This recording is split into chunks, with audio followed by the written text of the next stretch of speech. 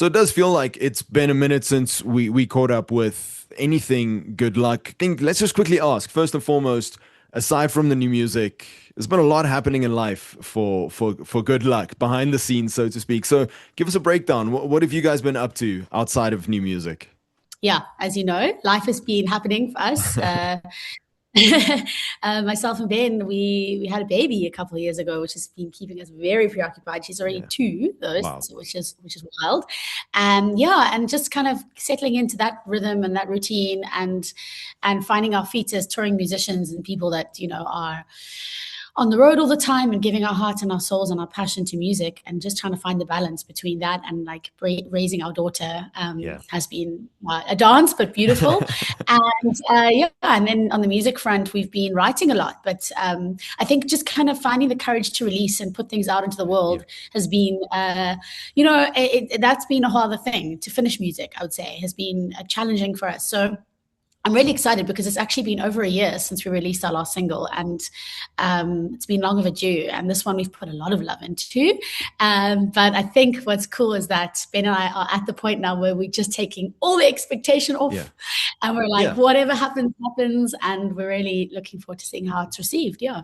Jules, I was lucky enough to get a sneak peek of the new song, and I have to back up what I have said about you guys before. When your music pops up on air, is Good Luck has the ability to make music that I feel can fit a lot of moods. It can fit into a lot of places, and new song, Last Deep Breath, no exception. It's got us moving, it's got us dancing, it's got us jiving, but it has this feeling, and correct me if I'm wrong, it's got this feeling where I feel like I'm being pulled or maybe pushed towards something more, something bigger, like making a mark, an impact that matters. I don't know if this is making sense, but it feels like there's this, hey, let's light a bit of a fire under the backside. What gear behind it when writing the song? It's so interesting that you've picked that up, because I think, obviously Good Luck is known for making, like you said, making happy dance music and making music that elevates an environment and I think lifts people. But this song does have depth.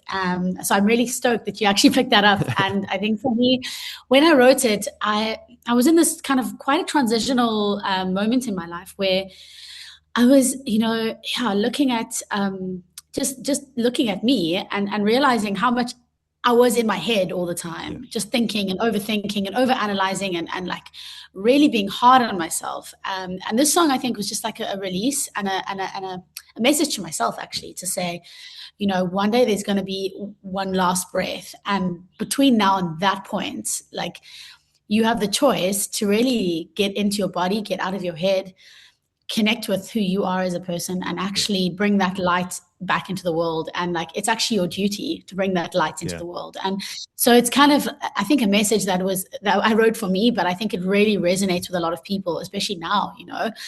We're so busy, we're so inundated with like doing and ticking a box and getting things done, that we sometimes forget to actually connect to ourselves and our actual purpose and why we're here. And I realized that my purpose is actually just to have fun. I think a lot of people need to start realizing that. Yeah, to be playful, and to like just find that energy through the fun. And so I think that's what the song is. It's just an anthem to that. Music like this is so important in this day and age because, my goodness, you can't scan a newspaper, you can't go onto the socials, you can't put the TV on. There is so much bad news out there. No one's saying ignoring what's happening in the world, but it's important to remember to come back to the good things as well. And I feel like this is where, especially music, to just remind you, hey, there are also still good things out there left in the world. Totally. And I hope it brings that joy to people. We have, as you said, abandoned it for now. We've put it out into the world, and we've done our best. And I hope that the intention that we had behind when we created it comes through. And I hope that it helps people in some way. With Good Luck music in general, where does the spark start for a new idea? Will it be something, a lyrical idea you have, or maybe someone has a piece of music and then that sparks an idea? So it's kind of like a chicken or the egg. What's first, lyrics or music? Which one brings the idea first? That's a combination, honestly. And I think it's really song by song.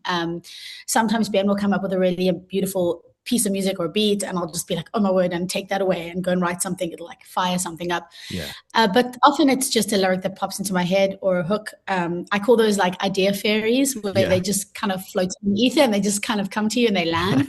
And and I think that's also very important as a songwriter. You know, we sometimes when we're too busy and overthinking and doing too much, we miss the idea fairies because there's too much noise in our heads, you know. Yeah. And so I've learned as a songwriter, like, to make space for them, for those ideas to come in and fall into your lap.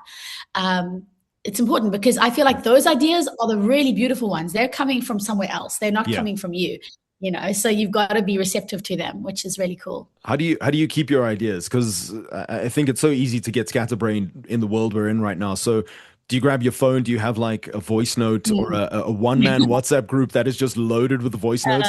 Where do you keep your ideas? No, that's where technology is a beautiful thing, you know. And yeah, my voice notes it's a vault. It's a whole vault of ideas. Yeah, it's a whole vault somewhere. So I'm sure someday someone's going to get hold of it and just like leak them all. But I've got, I mean, hundreds, if not thousands of little voice notes on there. And some of them are rubbish. I listen back to them, I'm like, what was I thinking? Like, it's okay. You know, I think you just kind of, you have to filter through and see what works and what doesn't. And that's where the craft comes in of the creative process. Yeah. So with new music, where does it start? Who's the one, I suppose, you know, if you had the Goodluck WhatsApp group chat, or, you know, even if you guys are just sitting on the couch at home, you and Ben, who's the one who will normally say, listen, what are you up to tomorrow? I have an idea. And then you guys go to studio. Who's the first one to spark those ideas? Probably me. I'm probably putting a lot more pressure on Ben than he is putting on me. You know, he's an incredible creative, but I think with Ben's brain, he's not just a musically creative person. So we run events, we do a whole bunch of things, and he's also got a lot of hobbies. So for Ben, his creativity spans lots of things. So I'm a little bit more laser focused where I put my craft and, you know, which is into songwriting. And so, I think I'm putting more pressure on him. He's just got like 1,000 million balls in the air at any one given moment. So I've got to kind of like hook him into studio but I think we also learning to collaborate. So where, you know, Ben and I will take a song up to a point and we will collaborate with other artists to finish it, or we will even collaborate from the beginning. And it's been really lovely to actually work with artists that are not just myself and him, and just kind of get other people's input and get different writers sometimes even, and get fresh energy, fresh ideas. On this song, for example, we finished the production with an artist from the UK called Josh Hunter, who is amazing. And he kind of added the secret sauce at the end, but he took Ben's vision and like finished it off, which I think it's so important. You've got to have someone steering the ship and like having a very strong idea of what they want, you know. And that's where Ben is amazing. So we take it up to a point, and then sometimes we get a little help at the end, which is cool. And I think that is the future of music as well. It's just collaborating, people all working together to make the best art they can make, you know. I got to ask, if it's been there, I haven't picked up on it, but the third party in the house, the little one, is there going to be a collaboration anytime soon? She left just before we got on this call to go into my mom's house because she would have been so noisy. I was like, get her out of here. She's crazy. She's running around singing, and she's crazy. She is definitely a musical child for sure. And I was interested to see, because I obviously wasn't sure whether she would be, but she's already singing. I mean, she can sing in Nkosi Sikelel, South African national anthem, from start to finish, and lots of other songs. And, you know, she's really good at picking up on tunes and lyrics. So she can't really talk that well, but she can sing. So I think we will definitely see in the future whether she gets into the studio, but I'm also wanting her to find her own way. We won't put any pressure on her, you know. Like, I think my parents were very relaxed with me, and I think I found my own way and my own love for music, and I don't want to make her feel like music is a chore, you know. So we'll see. If she wants to sing, I'll put a little microphone on the floor. If she wants to pick it up, that's her choice, you know. So hopefully she does, though. Also, you don't have to stress about her vocalizing too well, because, I mean, that made a hell of a career for Bob Dylan. So before I let you go, before we say goodbye, you know, we've got Wave has your music on the radio. It's in our ears, but nothing beats a live show. Namibia wants to know, when can we expect you again? We got to get back to Namibia. I've been I've been wanting to come out there for a long time now, and I think we need to try and make it happen this December or this summer. Yeah. To be honest, we haven't got anything in the pipeline yet, but I definitely want to. So maybe there's a promoter listening out there, festival organizer. We want to come back, and we also just love you. You guys know how much we love your country. I mean, we made an entire album across the span of Namibia from all the way from the top, from Etosha right down to Lüderitz, and recorded an album outside in the desert. And it is the most intoxicating place. I love it so much. I can't wait to get back there. So as soon as we can, we'll be there. You're almost making me feel like I'm taking Namibia for granted the way you're describing it. So, but no, we want you back. You are. You need to know how lucky you are to live. Hands down, I think outside of South Africa, it's my favorite country in the world. Oh, awesome. Yeah. So maybe we'll move there one day. You never know. Big wide open spaces, lots of space for you.